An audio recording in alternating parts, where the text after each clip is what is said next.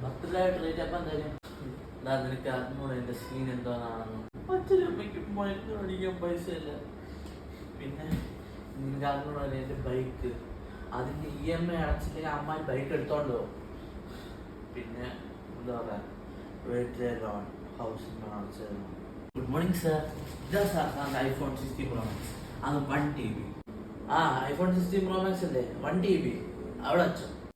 എന്തോ iPhone 16 Pro Max അത് 1 TB. ഇതിന് വട്ടുണ്ടോ സാർ? സാറിന്റെ MacBook Pro M4 chip. MacBook Pro M4 അല്ലേ, അന്ന് വെച്ചോ. MacBook അത് പ്രോ തന്നെയാണ്, M4 chip ഉള്ളത്. നീ എന്തോന്നിട്ടാണ് നീ എന്നെ പറഞ്ഞ പൈസ ഇല്ല, താജിൽ പാർട്ടി എടുക്കാൻ പറ്റൂല, തട്ടുകടയിൽ പോലെ പാർട്ടിയുടെ ഒരു ദോശ അടിച്ചു തരാൻ പറ്റൂല എന്ന് പറഞ്ഞു. പിന്നെന്തോ സാറിന്റെ PS5.